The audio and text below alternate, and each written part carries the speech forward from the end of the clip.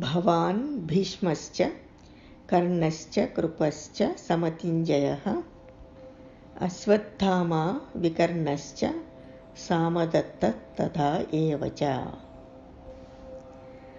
अन्ये च बहूत्सूरा मदर्थे त्यक्तजीविता नानाशस्त्रप्रहरणा सर्वे युद्धविशारदाः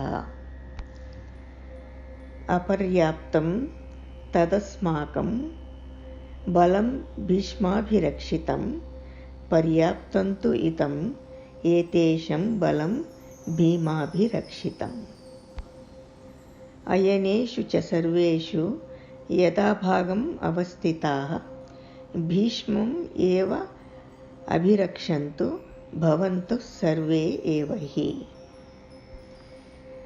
Thyself and Bhishma and Karna and Kripa, victor in battle, Ashwatthama and Vikarna, and also the son of Somadatta. And many other heroes there are, armed with various weapons, all skilled in warfare, who have risked their lives for me. Unlimited is that army of ours, commanded by Bhishma, whereas this their army, commanded by Bhima, is limited. Therefore, stationed in your respective positions on all fronts, support Bhishma alone, all of you. These are the 8th to 11th verses in the chapter 1. Let us go into the essence of these verses. Bhishma is the grandsire of both the Kauravas and Pandavas. He brought up Dhritarashtra and Pandu. He is the most experienced of all the assembled warriors, and on him Duryodhana chiefly relies. Then there are Karna, Kripa, Ashwatthama, Vikarna, and Somadatta. Having recounted the names of the heroes of his own army, now Duryodhana compares the strength of the two sides. Here Duryodhana had to rouse his own commander Bhishma against the mighty Bhima, who is the chief of the Pandavas' army. He reminds Bhishma that as commander, victory or defeat is his own responsibility. He proclaims that Bhishma and his army are more powerful than his opponents.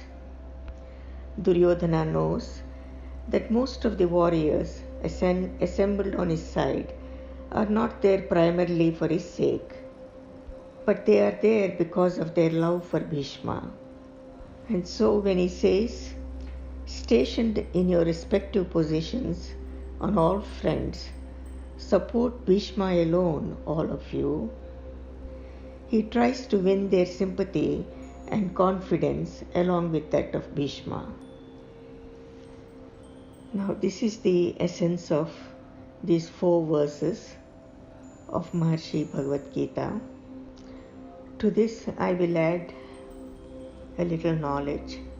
In Mahabharatam, there are so many characters, and all the characters are so complex. This complexity is there with every human being, which includes you and everyone you know. The truth of the matter is that you are really the Self, the Atma, which is all bliss, Ananda. All this duality, the multiplicity and the complexity got imparted to the pure being because of the many karmas, samskaras from the very past, and also which are ongoing, and these have created the accumulated memories, the patterns, the impressions, which in turn translate as different kinds of thoughts, actions, behavior, speech, attitude, habits, and so on. But the reality is, just as this Purna mantra says, Om Purnamadak Purnamidam Purnat Purnamudachyate Purnasya Purnamadaya Purnameva Visishyate. What does it say? It says Om, that is complete, full, perfect. These are the three different meanings of the Purna, which is complete, full, perfect. This is complete. From the completeness comes the completeness. If completeness is taken away from completeness, only completeness remains. Om, peace, peace, peace. Now, we can put it another way and we can say, out of the whole came out the whole. Even if the whole is removed from the whole remains as whole. So what we are hearing here is that you are complete to begin with. As a being, you are complete to begin with. There are no incompletions in you. And then all the incompletions came, which created this complexity in the one's character, personality, and individuality. So Gita reminds us that we have to bring an end to these incompletions and complete them so that we are complete, we are whole, and we are full again. All transformation begins with oneself, and bringing these incompletions to an end and bringing completion to completion is what liberates us. Lord Krishna will go into a lot more detail in the future chapters, but here it is very important for every seeker to understand that he is the pure being and he is already full, total, and complete. One should not lose the truth of this awareness. Maharishi always says, learn the art of transcendence, learn the art of transcendence, transcend and develop God consciousness or divine consciousness so that you can live the life of gods on this earth, which Maharishiji would always say, bringing heaven on earth. Now if we look at all the characters, if we start with Duryodhana and then Bhishma and others, then we begin to understand that if only Duryodhana learned to transcend and try to gain these higher states of consciousness and got established in God consciousness, then he would have been a completely different person. Then this war would not happen. And he would have involved all his brothers, all his subjects to gain the supreme knowledge and be in the states of higher consciousness. Here, his father, Dhritarashtra, did not impart this knowledge to his sons. Nor did Dhritarashtra spend his life trying to gain this knowledge and be established in the self. So they remained asampurna. There was no purnatva, no completeness. Too many incompletions. Duryodhana is the crown prince and he is actually the king now. But he is a coward by nature. Outwardly he projected a lot of ego, but in reality he lacked the confidence and the security. He had deep fear about the Pandavas and he was in denial with all the reality of this war and the truth of who he was. He always felt threatened by the Pandava cousins especially Arjuna and Bhima, who were far more superior and physically stronger and more skilled than him. He was always so insecure in his heart that he surrounded himself with people who would flatter him and who would boost his ego and support his weaknesses. Duryodhana knew very well that Bhishma and Drona would have gone with the Pandava princess and Krishna, but they remained with him only because of the strong bonds of duty, because he has been the ruler at that moment. Bhishma is the embodiment of dharma, the righteousness. He is the Pitamaha, the grandfather and the grandsire and the patriarch of the Pandavas and the Kaurava clan. Bhishma was born to Ganga as Devavrata, and Ganga is the most sacred river. When Bhishma's father, King Santanu, wanted to marry Satyavati, who was the daughter of a fisherman, Devavrata, who is Bhishma later on, swore to remain as a brahmachari, never to marry, so that his stepmother Satyavati's children would get the father's throne. Satyavati is the grandmother of both Pandu and Dhritarashtra.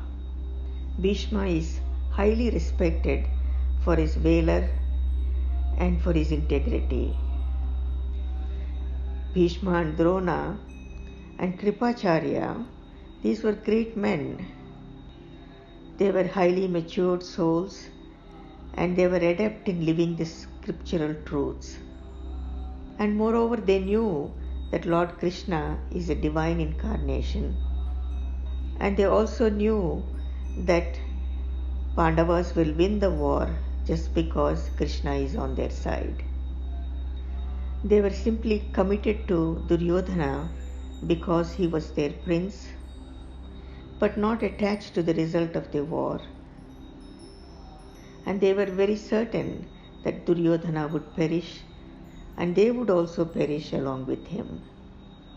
Bhishma, being the son of Ganga, he is of pure divine origin, and he had the gift of Ichha Mrityu.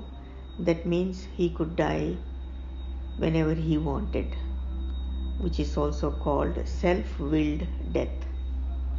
Even though Bhishma chose to fight for Duryodhana, he still let him know that Pandava princes are as dear to him as Duryodhana was, and even if he would wage the war against their army, he would not take their lives. He would not take the lives of the Pandavas, and this was the condition under which Bhishma agreed to fight against the Pandava army on Duryodhana's behalf. Bhishma understood very well the desperate fear and insecurity running through Duryodhana's mind and simply wanted to reassure him. Duryodhana had so many incompletions, and he tried to manipulate, twist the matters, and influence everyone around him. But in his heart of hearts, he knew that the victory will be there where Krishna is. Duryodhana had many doubts about himself. He was not fully confident, and so also did he not trust all the great warriors who had taken his side. Duryodhana did not have right or adequate reasons for his action to wage the war. So he constantly kept on doubting and distrusting everyone, all the warriors, including Bhishma, Kripacharya and Dronacharya, etc. He treated Dronacharya, although he is his guru, as his subject, and that is why he could talk roughly with him. We will continue on this But the most important thing is that many people like Duryodhana is there in everyone. He's not an isolated character. There are many qualities, the samskaras and the patterns he projects are there in each one of us. And had he risen in consciousness and learnt the art of transcendence, then he would have been a different person altogether, and the war would have been avoided. Jai Gurudev, Loka Samasta Sukhino Bhavantu.